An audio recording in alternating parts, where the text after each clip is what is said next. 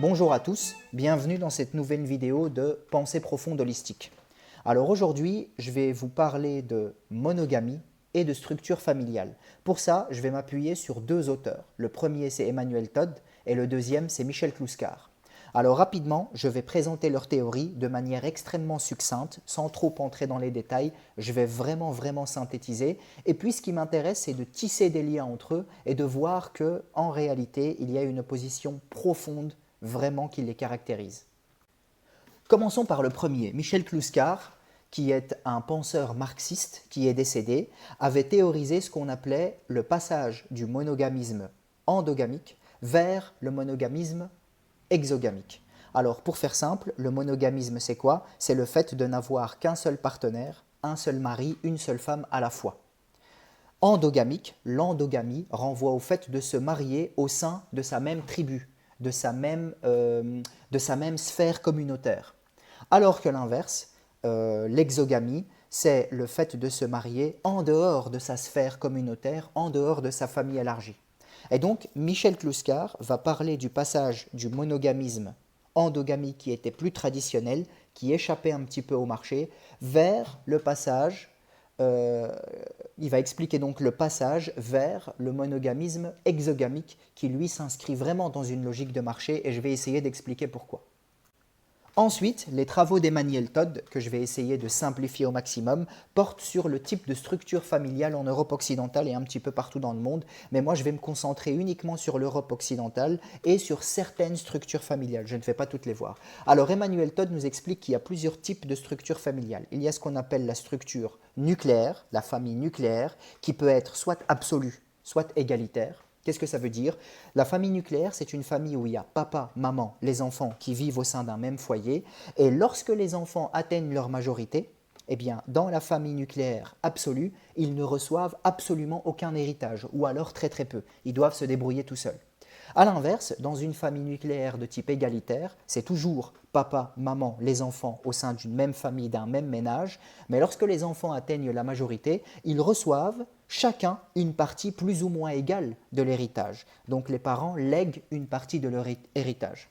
Ensuite, il y a ce qu'on appelle, toujours chez Emmanuel Todd, la famille souche. La famille souche, c'est une famille où il y a papa, maman, les enfants qui grandissent au sein d'un même milieu, mais à la fin, lorsque les enfants atteignent leur majorité et qu'ils quittent le foyer familial, eh bien, il n'y en a qu'un qui va recevoir tout l'héritage ou une grosse partie de l'héritage. En général, c'est l'aîné. Les autres ne reçoivent quasiment rien. Alors, au niveau géographique, la famille nucléaire absolue, elle est très présente en Angleterre, elle est également présente au nord de la France, alors que la famille nucléaire égalitaire est plutôt présente au sud de la France. En ce qui concerne la famille souche, elle est présente au niveau de l'Allemagne du Sud, quelques autres régions en Allemagne et en Autriche.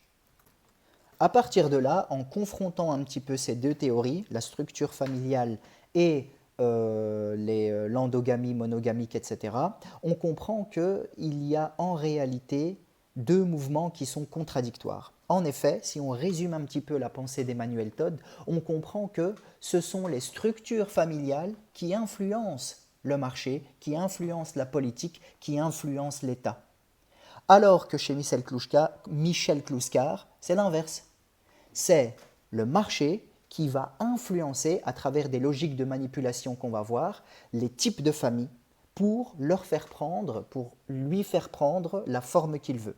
Alors si on s'intéresse un petit peu à Michel Clouscar, on comprend que le passage de la monogamie endogamique vers la monogamie exogamique a été voulu et encouragé par le marché. En effet, la famille monogamique endogamique était une famille plutôt traditionnelle, une composition traditionnelle dans laquelle on se mariait avec la fille d'à côté, on se mariait avec une fille qui faisait partie de la sphère communautaire. Cela permettait de garder une conscience de classe qui était très prononcée, ça permettait un petit peu d'échapper au marché parce qu'en général on vivait dans les mêmes endroits et le capital ne pouvait pas s'y immiscer de manière très flagrante et de manière absolue. Par contre, à travers diverses manipulations, notamment à travers le soft power, à travers des manipulations de type psychologique, mais aussi à travers l'argent, le capitalisme a promu ce passage de la monogamie endogamique vers la monogamie exogamique, qui s'inscrit plus dans la modernité. C'est-à-dire qu'on a éclaté la vision qui était plutôt sociale, qui était communautaire, familiale, vers une vision qui était plus élargie. Et à partir de là, le marché a pu s'immiscer, a pu entrer dans les interstices et a pu vendre beaucoup plus de biens. On a individualisé les gens et à partir de là, on peut leur faire consommer beaucoup plus. Et en plus de ça, c'est doublement gagnant parce qu'on peut effacer, diluer un petit peu les consciences de classe. Et ce qui est intéressant, c'est que ces structures familiales qui sont théorisées par Todd, d'un certain côté, je vois leur continuation un petit peu chez Kluskar, même s'ils ne sont pas du tout de la même époque, hein, enfin globalement, eh bien on remarque qu'il y a un certain prolongement de type marxiste chez Kluskar qui explique que non seulement ces familles peuvent être mouvantes, une famille qui est plutôt monogame, qui est basée plutôt sur la monogamie, ça veut dire qu'au sein d'une grande famille élargie, on va plutôt rester sur un seul partenaire à la fois et on va surtout prendre le partenaire au sein de la même communauté parce que, un, c'est des relations qui sont plus faciles au niveau social, au niveau sociétal, on peut garder la même trésorerie, on se connaît donc les relations sont plus simples, alors que cet éclatement, le fait de se marier avec quelqu'un de l'extérieur, c'est une espèce de bond en avant psychologique qui consiste à dire je vais vers l'inconnu, on peut y tisser des liens avec le progressisme et être à l'avant-garde. Et c'est également le fait d'éclater les consciences de classe pour dire bah ok, je prends quelqu'un qui est totalement différent de moi et à partir de là, ça fait beaucoup plus de consommation parce qu'on va s'ouvrir vers l'extérieur et on n'est plus dans une espèce de construction de trésorerie familiale. Il va y avoir une individualisation qui est plus prononcée contre une collectivité qui serait peut-être beaucoup moins ancrée dans un capital. Et à partir de là, le capital va pouvoir entrer, va pouvoir dominer plus facilement et vendre beaucoup plus de choses.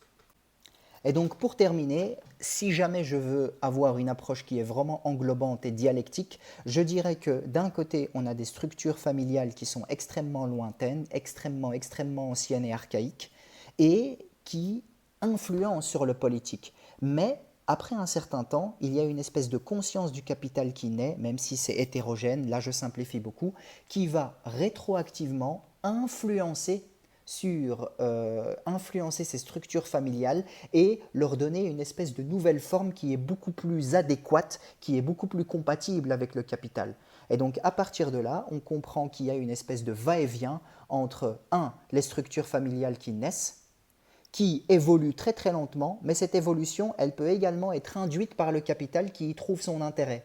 Et à partir de là, on comprend que le passage de la monogamie endogamique vers la monogamie exégamique a été en grande partie voulu par le marché, à travers différentes instrumentalisations, parce que ça permettait d'éclater la collectivité, ça permettait un petit peu de brouiller les luttes de classe, les classes sociales, et ça permettait aussi d'ouvrir vers l'extérieur, d'ouvrir vers de nouveaux marchés, et in fine, vendre beaucoup plus de choses. Voilà, merci beaucoup pour votre attention, et je vous dis à une prochaine vidéo.